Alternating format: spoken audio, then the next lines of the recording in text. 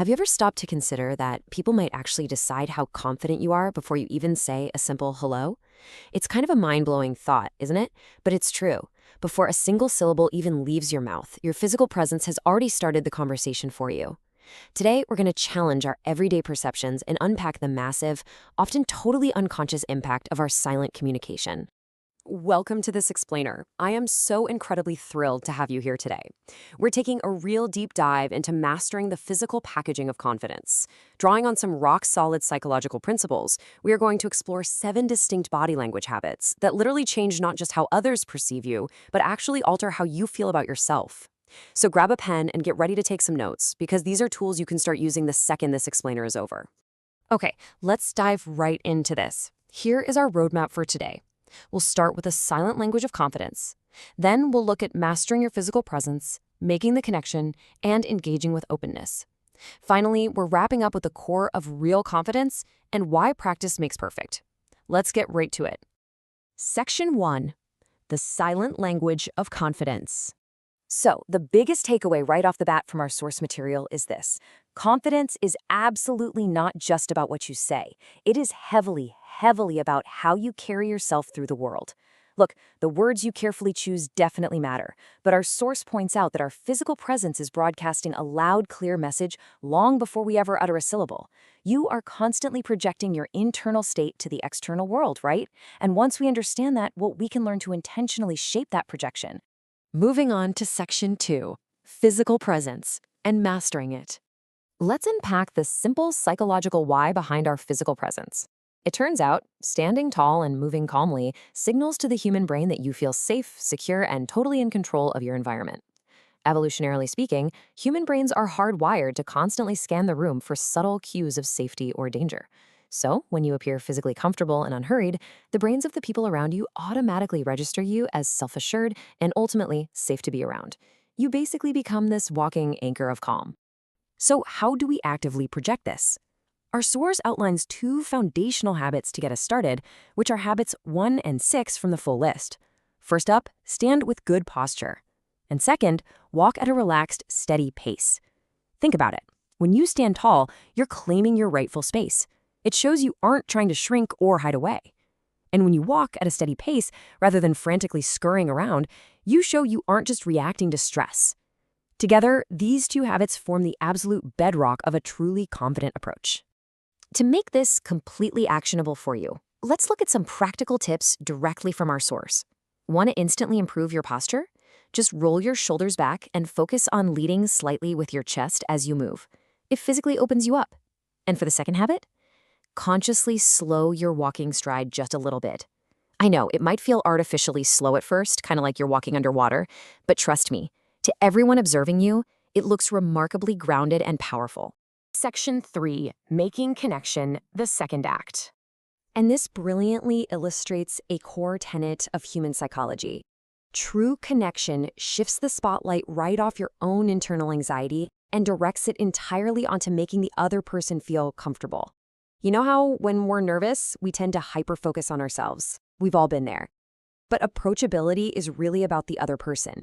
By using confident body language, you actually put the people around you at ease, making them feel seen and valued. Now, to successfully bridge that gap with someone else, we rely on habits 2 and 3. These directly tackle how we use our facial expressions.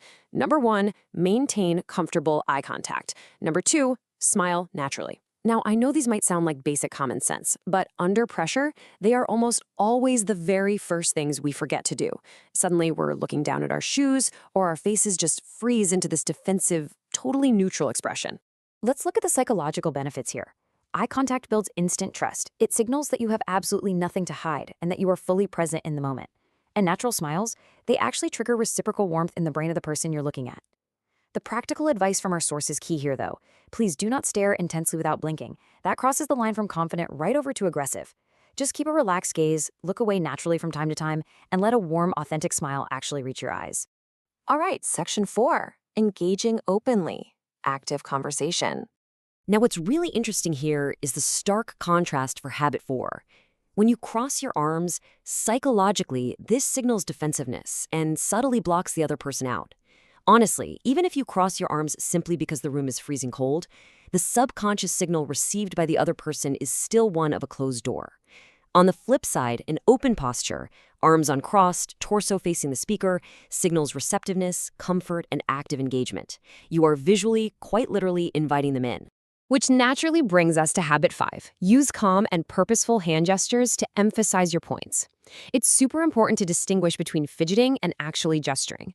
Fidgeting, like bouncing your leg or rapidly clicking a pen, that just leaks nervous energy. But deliberate, purposeful hand gestures, they actually enhance communication. They project a sense of authority, they help paint a visual picture for your listener, and they show you are energetically connected to the words you're saying. To round out the conversation phase, we have habit 7. Let's contrast the psychological signals sent by our speaking pace.